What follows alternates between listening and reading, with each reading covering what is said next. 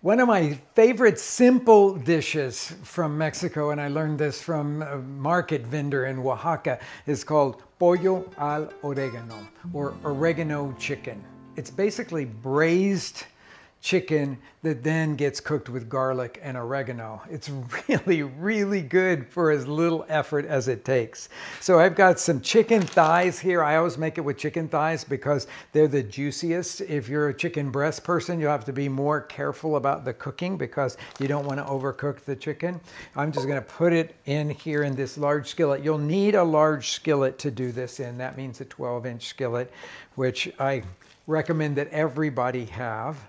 Okay, and then we're going to salt this chicken really well. And because that's the salt that would go in the water for the braising part of this. Now in Mexico, a lot of times the cooks will tell you to braise the chicken or poach the chicken before you fry it, because they're oftentimes working with some chicken that's more of a barnyard type chicken, and it's a little bit tougher, and it really benefits from the slower poaching or braising. I'm going to throw a few bay leaves into this. And I've got a little bit of oregano. This is not the main addition of oregano here, but I'm going to crush it between my palms, as is typical in Mexico. And then put the water in here, sort of braising style. So braising style would mean that you leave the meat poking up, so you don't completely cover it with the liquid.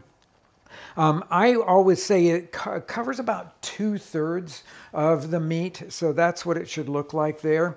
And then we're going to turn this on, and we're going to cook this for about 20 minutes until those chicken thighs are just barely tender.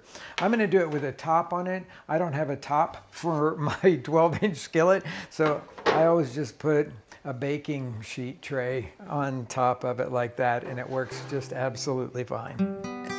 Now that little bit of oregano that I put in to poach the chicken with is not the oregano of the Pollo al Oregano. That comes from this garlic and oregano marinade. And some of the cooks do it with raw garlic. That's not my thing. So I blanch the garlic before I use it. I got a whole head of garlic here, and I've just covered it with water. And I'm going to put it into the microwave for 1 minute and start that. We'll measure the rest of the ingredients into the food processor. Now, of course, you could do this with a mortar, crushing everything in the mortar. It's a fair amount of elbow grease that it takes to do that with, but by all means, feel free to do it. I'm going to do it in the food processor because this is a dish I think of as a very fast dish to do, and so I just make it quickly in the food processor. Okay, I'm going to put in a full tablespoon of Mexican oregano. Now, I suppose you could make this with Mediterranean oregano, but since it's a Mexican dish, I always have oregano on hand, Mexican oregano on hand, and I think you should too. It's a very specific flavor, not related to the flavor of the Mediterranean oregano. This is actually in the verbena family. Go to a Mexican grocery store sometime and look. You can buy it inexpensively. In fact, you can buy all the herbs and spices inexpensively in a Mexican grocery store. So we've got our tablespoon of oregano in there. I'm going to add this. This is my little touch here. A little bit of Worcestershire sauce. Worcestershire sauce is like the Western soy sauce, and a little tiny bit of it added to a dish can really, really pop the umami in it, the savoriness of the dish. So I'm putting in a tablespoon of it, and then I'm going to add 3 tablespoons of olive oil to the food processor. This is that Baja olive oil that I love so much, mostly made with the Nevadillo olives that they grow so much in Baja. And now the garlic that we have blanched in the, whoops, it's a little hot, hotter than I thought it was going to be there, but we've blanched it in the microwave. I'll just use a spoon here to fish it out.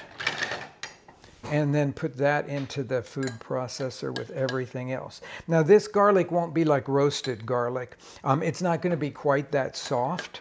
It's going to be more just blanched, but that takes away all of that really strong flavor that is not my favorite flavor, that raw garlic pungency. Okay, top goes on, and then we're just going to let this run until we get it as smooth as we possibly can. I may need to scrape down the food processor from time to time.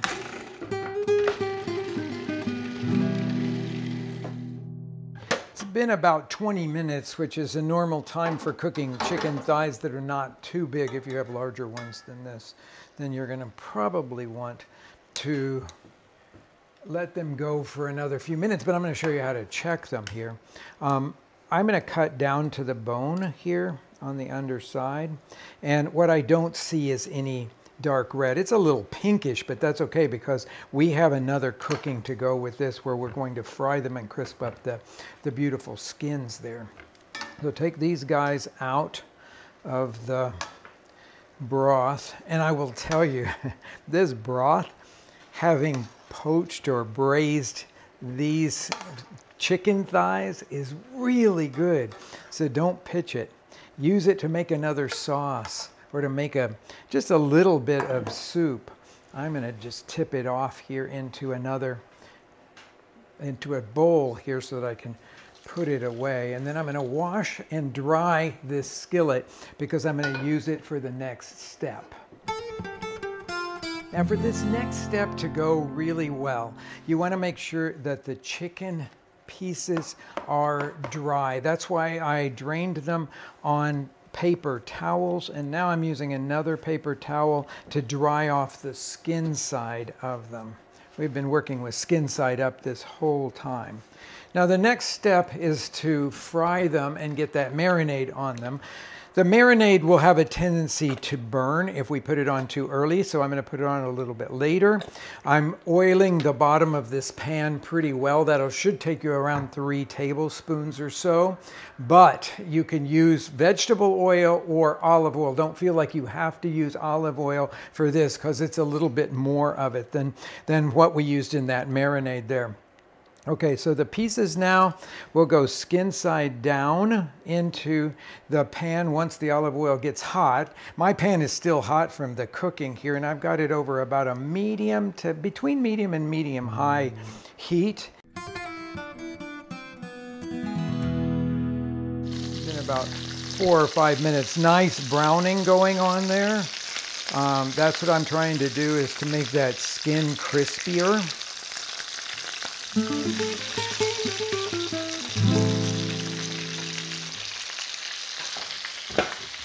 Now is the time to add the marinade to it, because remember, we've got cooked garlic already here, and I don't want the garlic to burn. So I just use my little spatula to daub a little bit of it on and just smear it.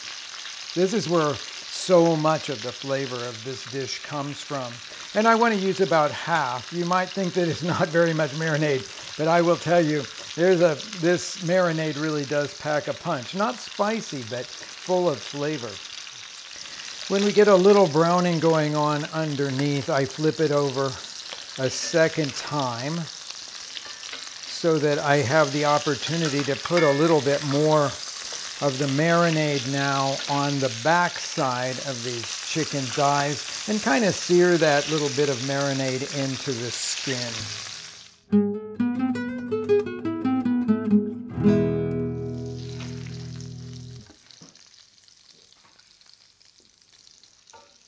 And there you have it.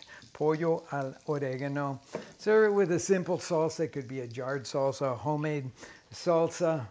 I like to just scatter a whole bunch of lime wedges all around here so that everyone can squeeze the lime on there. Simple, simple, simple dish. But I guarantee you, it is packed with delicious flavor.